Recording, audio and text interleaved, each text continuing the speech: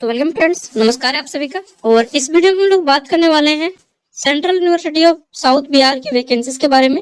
यहाँ पे टीचिंग और नॉन टीचिंग यानी कि मल्टीटास्किंग स्टाफ से लेकर असिस्टेंट प्रोफेसर तक की वैकेंसी आई हुई है। ठीक है, इसके बारे में डिटेल में जानेंगे कि क्या क्वालिफिकेशन रखा गया है, क्या डेट है।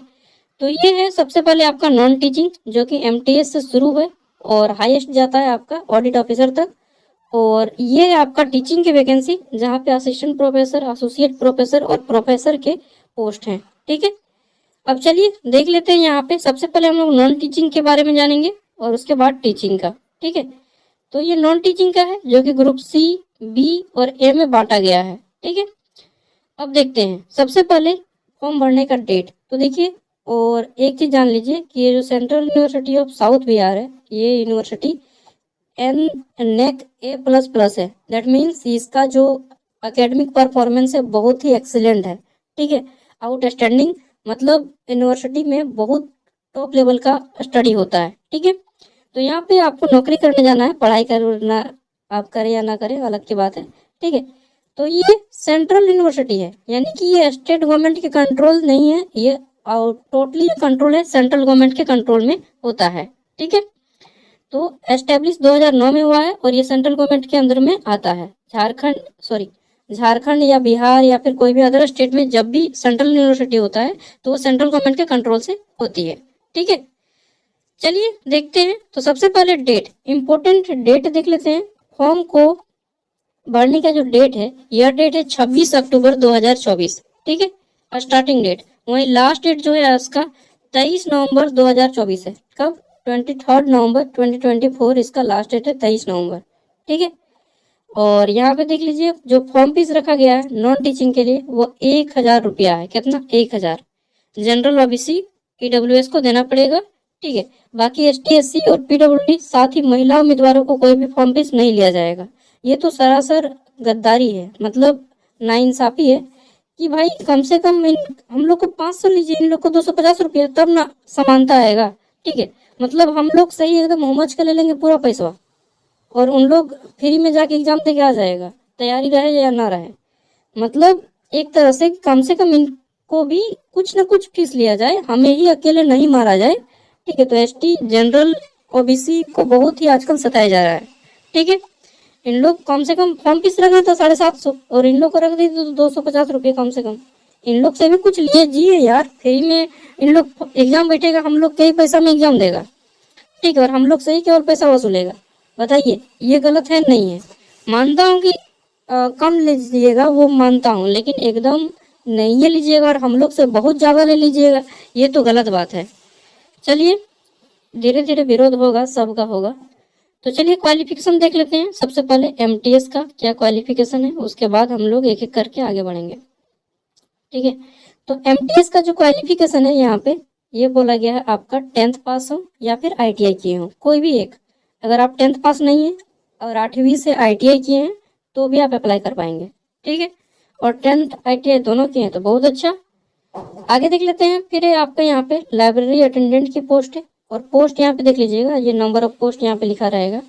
लाइब्रेरी अटेंडेंट, इसमें आपकी जो है टोटल 2 सीट है। एक यूनिवर्सिटी में कितना रहेगा? एक यूनिवर्सिटी में 2 एक लाइब्रेरी अटेंडेंट काफ़ी है। ठीक है, तो इसमें जो है क्वालिफिकेशन 12वीं पास मांगा गया है और लाइब्रेरी साइंस का सर्टिफिकेट हो, साथ में 1 ईयर का एक्सपीरियंस भी हो आपके पास। ठीक है, नेक्स्ट है आपका यहाँ पे कुक, यानी कि रसोईया। रसोईया में आपके जो है यहाँ पे सीट वगैरह देख लीजिएगा। क्वालिफिकेशन 10th पास मांगा गया है और ITI से आप बेकरी से किए हो, 1 साल का ट्रेड, बेकरी एक कोर्स होता है। ठीक है, ट्रेड वो किए हो और 3 ईयर का एक्सपीरियंस होना चाहिए। लेवल 2 की पोस्ट है। नेक्स्ट आपके यहाँ पे LDC के पोस्ट है 6 गो। LDC में पोस्ट है 6 गो और यहाँ पे बोला गया है कि बैचलर डिग्री हो, मतलब आप ग्रेजुएट हो, साथ में आपकी टाइपिंग स्पीड इंग्लिश में 35 वर्ड पर मिनट हो। ठीक है, आगे देख लेते हैं। तो नेक्स्ट आपका यहाँ पे लाइब्रेरी असिस्टेंट, और लाइब्रेरी असिस्टेंट में बोला गया है कि आपके पास जो है बैचलर डिग्री की हो, किसमें? सॉरी, लाइब्रेरी बोल रहा हूँ, लेबोरेटरी असिस्टेंट, सॉरी। ठीक है, तो प्रयोगशाला सहायक जो है, इसमें आपका केमिस्ट्री बोला गया है कि आप BSc केमिस्ट्री किए हो ऑनर्स, चाहे आप B फार्मा का कोर्स किए हो, यानी कि बैचलर ऑफ फार्मेसी का कोर्स किए हो। ठीक है, तो आप अप्लाई कर पाएंगे, लेकिन 2 ईयर का वर्किंग एक्सपीरियंस आपके पास होना चाहिए। ठीक है, आगे देख लेते हैं। तो फिर है आपका एस्थेटिक असिस्टेंट यानी कि सांख्यिकी सहायक, और इसमें जो है लेवल 5 की पोस्ट है और बैचलर डिग्री मांगा गया है, ग्रेजुएट हो। ठीक है, बैचलर डिग्री इन एस्थेटिक्स या फिर मैथ ऑनर्स या फिर इकोनॉमिक्स ऑनर्स या फिर कॉमर्स ऑनर्स। ठीक है, अगर इनमें से कोई है तभी आप अप्लाई कर पाएंगे, दूसरा ऑनर्स वाले अप्लाई नहीं कर पाएंगे। आगे देख लेते हैं। तो फिर है यहाँ पे सीनियर टेक्निकल असिस्टेंट, और इसमें बोला गया है कि आप बीई या बीटेक किए हो। ठीक है, और किसमें, तो कंप्यूटर साइंस में, या फिर एमसीए या फिर एमएससी किए हो कंप्यूटर साइंस में, और 2 ईयर का आपके पास प्रोग्रामिंग लैंग्वेज का नॉलेज हो, जैसे C++, जावा हो गया। ठीक है, आगे देख लेते हैं। तो फिर ये आपका पीए यानी कि पर्सनल असिस्टेंट का, और इसमें बैचलर डिग्री मांगा गया है, साथ में आपका जो है शॉर्ट हैंड होना चाहिए, हिंदी इंग्लिश, और इंग्लिश टाइपिंग भी लिखा गया है, हिंदी इंग्लिश टाइपिंग 30 वर्ड और 35 वर्ड। ठीक है, आगे देख लेते हैं। तो फिर है आपका असिस्टेंट इंजीनियर इलेक्ट्रिकल का, तो बैचलर डिग्री हो यानी कि बीटेक किए हो इलेक्ट्रिकल इंजीनियरिंग से। ठीक है, या फिर 3 ईयर का एक्सपीरियंस हो, 1 मिनट, बीटेक किए हो और साथ में 3 ईयर का एक्सपीरियंस हो, दोनों होना चाहिए, और ये लेवल 7 की पोस्ट है। ठीक है, ग्रुप बी। आगे देख लेते हैं। नेक्स्ट है आपका असिस्टेंट इंजीनियर सिविल, और इसमें बोला गया है कि आप फर्स्ट क्लास मतलब बीटेक किए हो, ठीक है, सिविल से, और यहाँ पे 3 ईयर का एक्सपीरियंस रखा गया है। आगे देखते हैं। तो फिर है आपका प्राइवेट सेक्रेटरी, और इसमें बोला गया है कि आप बैचलर डिग्री किए हो, साथ में एटलीस्ट 3 ईयर का एक्सपीरियंस हो, किसमें, तो पर्सनल असिस्टेंट में। ठीक है, और शॉर्ट हैंड और टाइपिंग तो आपको आना ही चाहिए। नेक्स्ट देख लेते हैं। तो अगला है आपका हिंदी ऑफिसर का पोस्ट, और इसमें आप जो है हिंदी मास्टर डिग्री किए हो, हिंदी ऑनर्स MA, और इंग्लिश भी आपका एक सब्जेक्ट हो, या फिर इंग्लिश ऑनर्स और हिंदी एक सब्जेक्ट हो। ठीक है, या फिर master degree with recognised university और Hindi and English with medium and English और कंपलसरी इलेक्टिव। ठीक है, और यहाँ पे बहुत सारा है, पढ़ लीजिएगा। आगे देख लेते हैं। तो फिर ये आपका एक मेडिकल ऑफिसर यानी कि MO की पोस्ट, इसमें MBBS मांगा गया है और 3 ईयर का एक्सपीरियंस मांगा गया है। ठीक है, और मेडिकल काउंसिल ऑफ इंडिया यानी कि MCI से आपका एफिलेटेड हो, और लेवल 10 की पोस्ट है, ग्रुप A की। आगे देख लेते हैं। तो फिर असिस्टेंट रजिस्ट्रार, और इसमें बोला गया कि मास्टर डिग्री हो 55% के साथ, और यहाँ पे पॉइंट स्केल ऑफ वेदर ग्रेडिंग सिस्टम फॉलो किया जाएगा। ठीक है, देन है आपका यहाँ पे इंटरनल ऑडिट ऑफिसर की पोस्ट, और ये सबसे हाईएस्ट पोस्ट है नॉन टीचिंग में, लेवल 12 की पोस्ट है, 12वीं लेवल की। ठीक है, और इसमें वही लोग अप्लाई कर पाएंगे जो पहले से लेवल 10 या लेवल 11 में काम कर चुके हैं। ठीक है, तो ये तो हो गया नॉन टीचिंग का। और ये जो टीचिंग आता है अब हमारा, ठीक है, यानी कि ये प्रोफेसर वाले, तो यहाँ पे प्रोफेसर वालों का क्वालिफिकेशन दिया जा रहा है, मैं यहाँ पे बता दे रहा हूँ, आप लोग पढ़ लेना है। ठीक है, क्योंकि एक एक करके बताऊंगा तो काफ़ी वीडियो लंबा हो जाएगा।